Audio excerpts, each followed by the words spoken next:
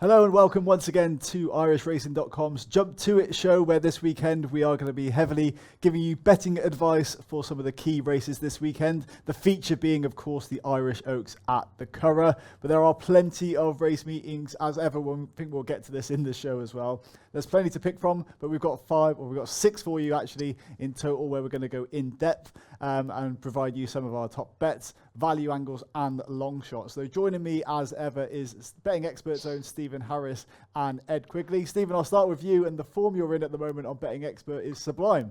So how's it going? Tell us about it. Yeah, it's been a steady, profitable week for Betting Expert followers.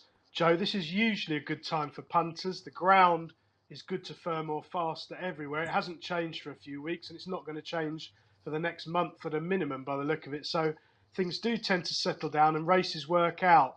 You're not running on good to soft. There's not huge track biases. So it's a pretty level playing field for punters. And I think the bookmakers are really having a tough time of things at the moment. Now, speaking of tough times, Ed, you've been in a bit of bother this week. We're just speaking off air. But how are you, and are you raring to go for this weekend? Yeah, good. I was just warming up for next year's Silverstone Grand Prix through the Cotswolds. Yeah, a little shunt in a chicane in a forest next to John Joe Neal's yard. But to be fair, I was probably going a bit quicker than a few of his chasers have been in recent times now. I'm joking. A little bash on the front headlight, Joe. Nothing to be alarmed about. We're all okay. Fight for another day. But no, as Stephen says, the racing at the moment is a little bit of it feels like a little bit of a lull this weekend, in the sense that we've been absolute sport in recent times, and obviously on the horizon there's the King George Glorious Goodwood Galway Festival. It really was picking up a notch, but obviously the Irish Oaks for Irish viewers taking centre stage this weekend, and still lots of stuff to get stuck into. Absolutely. All right, we'll get to that later on in the show. But let's kick off with the first race we're going to look at is over at Newbury and the 150, the Bet365 Stakes. Now here, this race, actually looking down the history, has been won by the favourite 6 times in the last 6. So, Stephen, I know you like the look of Cadillac here. Is there any real challenges elsewhere in the field? Yeah, I mean, these small field races can be a bit of a minefield, Joe. You don't have to always be right to back the winner. They're tactical and what gets the best ride on the day. There's only 5 runners, which is a tale of racing at the moment. Obviously, there's far too much race. We've got 9 meetings on Saturday, all of which will be overlapping, and it's virtually impossible for any punter to follow it. But Cadillac has got outstanding form claims. He's had 1 run for Kevin Philippart de Foy, who's a young trainer going places. He's in terrific form at the minute. He's had a couple of winners in the last 14 days. He's had a lot of well-backed horses run well or win in the last couple of months. He's very useful at transforming other people's casts off. And this one arrived from Ireland, where he was a pretty good performer, but he ran an absolute screamer in the Wolferton at Royal Ascot. They backed him down to 11-2 favourite in that huge field, and things didn't pan out for him. He didn't really settle for the first half mile, and then he got involved in a bit of a row up the inside, and the winner had flown when he was finally extricated. But it was a really good run, and I think he's the standout form choice. Here's the negative, Joe. Like a lot of these things, we were doing the form for this race a few days ago, and it looked like being a sort of double-figure field, and now we're down to 5, and Cadillac is under 2-1, which is probably his price. But I do think he's got outstanding claims. And Ed, for you, any kind of outsiders here beyond Cadillac that take your interest, or is it all about the favourite? No, yeah, I think Cadillac the most likely winner, the right favourite. I did think perhaps the forgotten horse in here could be Desert Encounter. We can all be a bit ageist at times. Now, it's one of those, if you took away the fact the horse was 10, you'd be saying, crikey, this individual's in with a right chance here. Down in a listed race on official figures, only has £2 to find with these. As I say, he's been around forever, has winning form at the course, loves quick ground, and has been kind of globe-trotting around in Group 1s. And drops into calmer waters here today. Dave Simcock team have hit a bit of form as well. I thought possibly around 6-1 or thereabouts, probably a little bit overpriced. I said it is just in the back of your mind. The horse is 10 and is clearly susceptible to younger legs and improvers going past him. But wouldn't be shocked at the furlong pole if he was in there scrapping with the rest of them. So yeah, maybe I'll keep my eye on the prices. But Desert Encounter, the horse definitely goes north of 6-1. I'll be getting involved.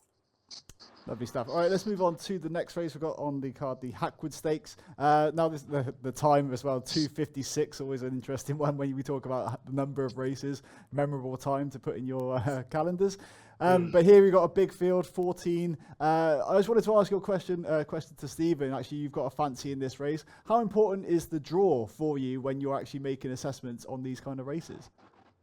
Yeah, I mean, the draw's massive, but at Newbury it's not. I mean, it's a track, there's very rarely huge track bias unless it's really soft ground, and then you probably find out when you've done your money because it'll be a one-off on the day. So fast ground at Newbury, no, it's one of the fairest tracks in the country. It's almost completely flat. There's loads of room and there's rarely any hard luck stories. I thought that Diligent Harry was a standout contender here, and he's a big price, 10-1. He comes from a yard, Clive Cox, who's probably not had quite the season he was hoping for so far, but he has had 4 winners in the last fortnight, Joe.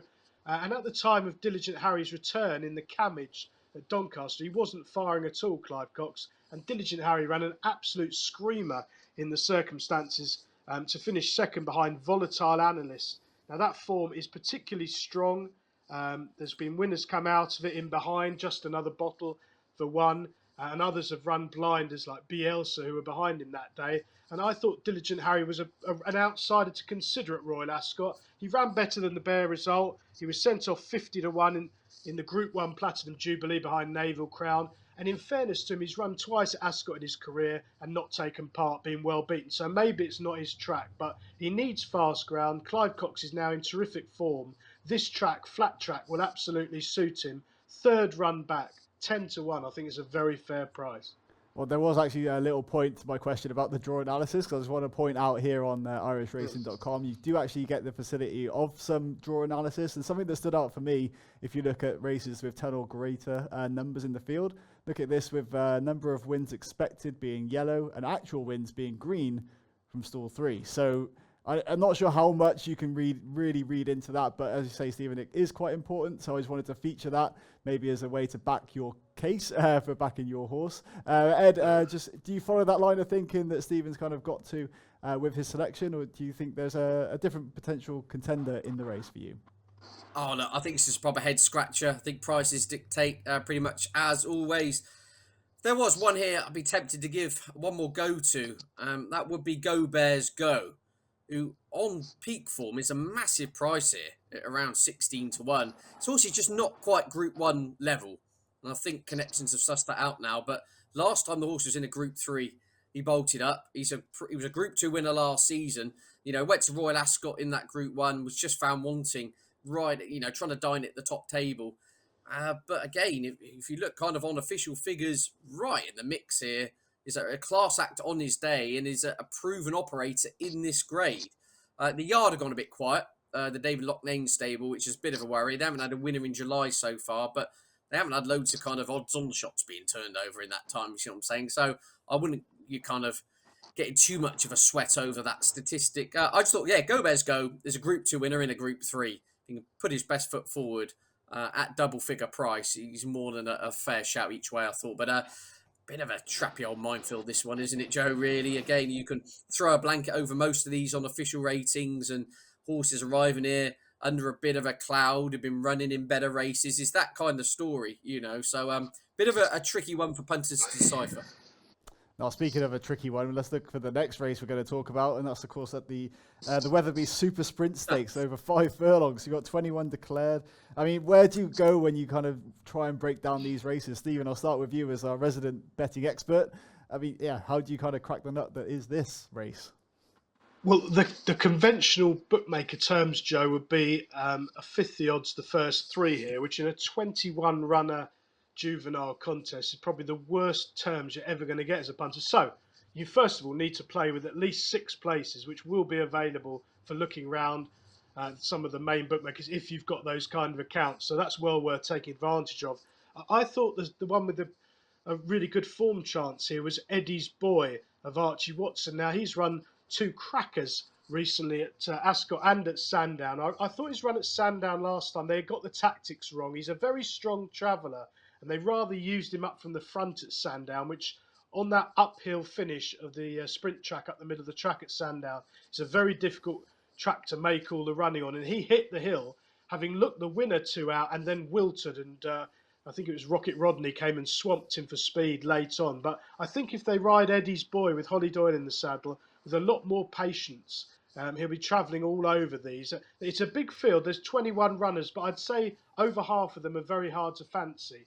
There's a horse of David O'Mara, who's favourite, who ran an absolute screamer behind, dramatised at the Royal meeting. I very much respect her claims. She's around 5-2, but I did think Eddie's Boy 5 or 6-1 on this flatter track and a more patient ride seems sure to be in the first 4 or 5. So perhaps Eddie's Boy each way for me. I actually want to give a shout out to my dad here because he is called Eddie. So I'm Eddie's Boy and I'm going to go for Eddie's Boy myself. But Ed, for you, any kind of interest in this race at all, or is it just too big a minefield? Yeah, well, you said where do you go with this race? I'd probably go to the fridge and get yourself a cold beverage as temperatures of about 93 degrees, kind of engulf us over here in the UK. God, I really don't know, to be honest with you. Tentatively, forced to pick, I'll be with Miami Girl. Again, Stephen mentioned that Royal Ascot form dramatised in the Queen Mary. Miami Girl was 5th in that assignment and got badly squeezed up and hampered in the early stages. So you could probably upgrade that run to some extent. Then had a reappearance in a minor event at Windsor for a confidence booster. Sent off 2s on or something and got the job done in nice style. Back up more in a relative deep end here, but looks at an individual with gears and with some clean breaks could be in the shake-up at around the 7-1 mark. But generally speaking, a race I'd like to avoid like the plague. Now, you do touch on, obviously, the conditions this weekend. We haven't really spoken about that yet. With the weather, of course, a heat wave in the UK as well. So, I mean, sweltering conditions. How is that kind of changing your thinking and your mindset going into this weekend's action? Or Stephen, I'll start with you on that. Well, I don't think it changes the sort of form analysis. Now, obviously, the ground's going to be very quick, but Newbury, at the time of recording, the ground's actually good. I mean, I find that hard to believe. It's surely going to be faster than that. But they'll have been chucking loads of water on. Market Rasen as well. The jumps tracks have got to be very careful it doesn't get too firm because they'll get a million non-runners and they'll barely have a race meeting. So the watering does mitigate. I mean, there is talk over the weekend of changing the race times. I know Stratford had done that on Sunday. I think they brought it forward by a couple of hours, which seems fairly sensible thing to do. But I think it's more next week, Joe. It looks like it's going to be like 35 on Monday and Tuesday. Well, there'll probably be some sort of very cautious checking. I know they've cancelled dog racing already on that day at a lot of tracks. So with animal welfare in mind, perhaps racing will be in a bit of trouble over the next few days. But from a form analysis, I don't think it changes a great deal, to be honest. Now, you touched on Market Rasen, that's where we're going to next. So we've got the 241, the Unibet 15 to go summer handicap hurdle. Now, I also want to get your view, Ed, on just the summer national hunt races. I mean, again, do you change your approach, given that the ground is probably going to be pretty quick? No, not really, because naturally, as you'd expect, all the year are generally seeking this type of ground. This is when they come alive. This is when they cash in. They'll probably be on the go from now until pretty much Cheltenham's October meeting. The good ones will be, if you see what I'm saying, and they'll kind of wrap up for the winter. So, yeah, generally speaking, no, doesn't make much of a difference. But Stephen does make a good point. Yeah, in terms of the ground, especially on the jumps tracks, no doubt they will be ploughing the water on to make it safe as possible. And then going further forward into next week, yeah, I've got my doubts as to whether a few of the, especially the national hunt meetings, will go ahead. I think that there's Cartmel at the weekend. I think the weather's going to be okay, but moving into next week, some of the shall I say, the more southern jumps tracks, temperatures expected to hit 35, 36 in the kind of pre-parade ring. Yeah, it'd be interesting to see how authorities play it. But we can only go on what we know so far. And as you say, Market Rasen, officially good ground. But it'll be lively with water on it, I think it's fair to say. All right, let's speak about this race, the 241. So, Ed, your nap goes in this. We're in cheek pieces for the first time, so just take us through the kind of the breakdown of the race and how you came to your selection. Yeah, a bit of a wide open encounter in my view. Excuse me. Obviously, Cirque Royal is on the hat trick for the Gerald Quinn team, but I'm going with Pisgah Pike here, 10-1 shot as an each way play. I was intrigued by this runner for the Jamie Snowden team, who had a comeback last time out in Newton Abbot after 8 months off the track. That was over fences. Jumped like a snooker table, came last, and just looked all at sea. But that was the horse's first start after a long time off the track, so he's entitled to come on for it fitness-wise. and it was Pisgah Pike's first start after a wind operation. Back over hurdles here today, off 128. I think the horse looks fairly treated off that type of mark. Ground will be fine. Has run well at the track before, and funny enough, has 2 runners-up positions at Market Rasen. So although you like the horse to go and win here, what it's showing is that the course holds no fears, or at least we know Pisgah Pike does act around this venue. So yeah, in comparison, this horse's chase rating, which is up in the mid 130s, off 128 back over hurdles, I thought this individual was far from a forlorn hope. I just imagine there's a lot more improvement in the locker from that outing last time out after 8 months off the track. So yeah, Pisgah Pike, Grade 1 winning jockey Gavin Sheehan in the saddle, will do for me as an each way play at 10-1. Lovely stuff. A lot of convincing arguments there. Stephen, take us through your thoughts on this race. Have you got any opposing views to Ed?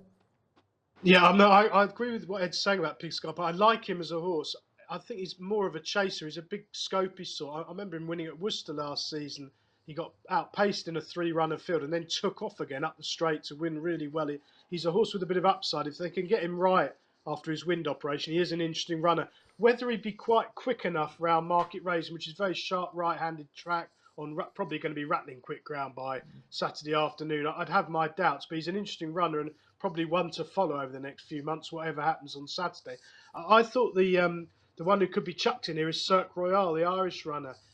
He's been a useful performer for Charlie Appleby, joined Gerald Quinn. He's taken a while to get the hang of hurdling, but he's been very impressive up in Scotland the last twice, at Kelso and at Perth. And the form of his latest win, where he was very impressive. Ted Hastings, the runner-up, has come out and won pulling a bus at Cartmel. So I think he's reasonably treated now, starting off into handicaps from this kind of mark. He's got plenty of speed, and Market Rasen is all about speed. So as long as his jumping doesn't hold him back, he's relatively inexperienced compared to some of these into a handicap for the first time. I think he'll pick these off late. He's around about 4-1. I thought it was a shade over the odds. Good stuff. As always, we're trying to look for value here. And Stephen, I'll stick with you because we're talking about your long shot in the next race. And that is in the 3:14 at Market Rasen. Yeah. So yeah, take us through your selection here. And how have you spotted the value? Well, Marla's Promise, after timing Trumpet out here, I did back him last time when he won over course and distance, and he jumped superbly. This was a horse, Joe, trained by Seamus Mullins. He ran at Ascot in March, and he was one of the most unlucky losers I've ever seen. He virtually fell at the 8th, and then he got hampered when he got back into the race, and he ran an absolute blinder. And I thought, well, he's going to be winning plenty of races from this kind of mark if he can sort his jumping out. Well, it's taken them a long time to get him right, over a year, but everything clicked here last month, and he jumped superbly under Michael Nolan. Now, it wasn't much of a race, but he gained at least a length at every fence, and in this better race, I think that'll hold him in good stead if he can repeat it. I like course and distance winners at Market Rasen. It's a very sharp right-handed track, as we've said. It doesn't suit some horses, but Marla's Promise has proved himself here. He's only £5 higher now, and I think he'll take plenty of stopping. He's 10-1. I'm surprised how big a price he is. And for you, Ed, any kind of interest in this race, or are you letting Stephen take the reins on this one? Yeah, Trevor, I haven't got involved yet. I wanted to check the prices, but Mortlack is the informed individual, but in deeper waters here. But Frankie de Burley here for the Bowens. James Bowen in the saddle for Peter. Obviously won the race 12 months ago. Clearly been laid out for this, and they've done a pretty good job getting Frankie de Burley back into this assignment, only £2 higher than last year. Let's not forget the horse absolutely bolted up in this 12 months ago. £2 extra wouldn't have stopped Frankie de Burley in this assignment last time. So, yeah, course of distance form in the book, £2 higher than winner, being an authoritative winner of this 12 months ago, has to come into equation. You just imagine, as you say, this horse has been geared towards this for some time now. It's been running over much longer trips and just doesn't appear to have been seeing them out. So I think this could be a nice little plot back into this race for the Bowen team. So, yeah, again, tentative selection. It's just a real trappy weekend, this, Joe, to be honest with you. But Frankie de Burley has got to be solid. Check your each-way terms on the morning. See what you can kind of snaffle up. But be disappointed if Frankie de Burley, given his outstanding record at the venue, wasn't there or thereabouts at the finish. All right, well, let's move on then, chaps, to the big race. I think we kind of previewed it earlier, mentioned it earlier. The Irish Oaks, of course. So we have a heavy favourite in Emily Upjohn, course, disappointing in the Oaks at Epsom. But Stephen, take us through your thoughts on the lineup here, and is there really any challenger to Emily Upjohn? Of course, the start she made in the Oaks was disappointing. Would that be something they've worked on very heavily to get her right for the meeting at the Curragh? Well, we've lost Tuesday, which has robbed us of a lot of interest. It looked a fascinating race. This now, instead, Emily Upjohn's going to be 7-4 on ish. Magical Lagoon 4-1, and double figures bar, and that looks about right. I mean, I don't know about disappointing in the Epsom Oaks, Joe. Emily Upjohn, she was desperately unlucky. She got the start wrong. She had to come 10 wide up the rail to challenge, and I thought it was a pretty amazing effort to get as close as she did. And the form is working out absolutely superbly. It looks a fantastic race. Obviously, it's been well advertised since by Tuesday, among others. And the third home, Nashwa's come out and bolted up. So it's just rock solid, top class form. I mean, to play devil's advocate, there'll be bookmakers looking to lay Emily Upjohn. She did have a hard race at Epsom. We've already seen one of John Thady Gosden's horses, Inspiral, get turned over at 7-1 on at Newmarket on the back of a hard race. So they're not machines. It's midsummer. She wouldn't be guaranteed to be at her back best. And obviously you've got Frankie Dettori against a clutch of Irish jockeys who know the track well. It could be tactical and messy, and Dettori probably isn't riding with 1,000% confidence at the moment. So perhaps they're tiny factors, but I think Emily Upjohn's form is miles better than Magical Lagoon's Royal Ascot win. I mean, I was on the second at Royal Ascot of William Haggis's Sea Silk Road, and basically Sea Silk Road, I thought jacked it off the. I mean, had the race absolutely won. I think it was trading at sort of 1.03 or similar on Betfair. And Magical Lagoon, who was under pressure, 3 furlongs out, looking in all sorts of trouble, basically out-battled the second. I'd be very surprised if that form is anywhere near Emily Upjohn's. If she turns up at her Epsom form level, she'll win. And Ed, for you, do you agree? Is it just a case of, as long as she gets the start right this time, should win this comfortably? Yep, should be. There's one worry, it would be slightly the ground. I just remember Frankie Dettori's interview after she won the Musadora. There was, I think it was officially good the ground was given at York. He said the ground was riding a lot slower than the official going description, and she kind of enjoyed it. She kind of powered through rain softened conditions. And then again at Epsom, you wouldn't say it was rattling quick on that occasion. She's obviously won well. She's a massive filly. She really is. She's like the old Chaser Denman. You see her in the paddock. She dwarfs a lot of these old fillies, these other fillies. And so I think ground's officially good to firm in places at the Curragh, with temperatures getting up to 26, 27 degrees. I wouldn't want to see an absolute road for her. That would be my only concern. But other than that, I totally agree with everything Stephen says. In terms of raw form, looks to have it in the bag. The most interesting talking point of this race is the fact Ryan Moore is riding what you perceive as the third string Toy, who I think was 40-1. Obviously, Ryan Moore's booked onto that horse now. He's shortened to around 25s, as short as 14s in a few places. So that's interesting because, again, on raw form, you'd have thought History, possibly even Emily Dickinson would have been clear choices. So I'd imagine Toy is showing something on the gallops at home, or showing some real spark, which is giving Ryan Moore plenty of encouragement, because let's face it, that individual's been very disappointing since winning at Cork back in April. So interesting angle in there that Ryan Moore is on what our old colleague Shane Anderson would call the roughie of Ballydoyle there. But this looks Emily Upjohn's to lose, and barring some kind of in-running shenanigans, or possibly the ground's getting really quick.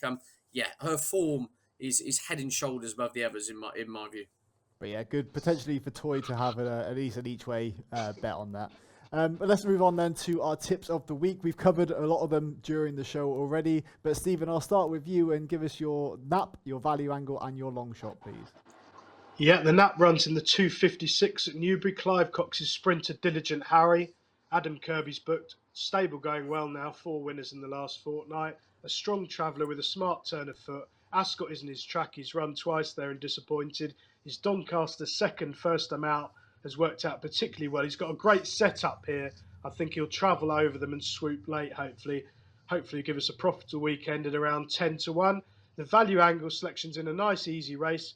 The Weatherbys Super Sprint. Eddie's Boy, I thought, looked really classy for 90% of that Sandown race the other day, won by Rocket Rodney, then hit the hill and rather wilted and drifted across the track. I'm hoping they'll be more patient and ride him off the pace, Holly Doyle, this time, and hopefully he can come through late. Certainly looks solid each way if you get extra places at around 6-1.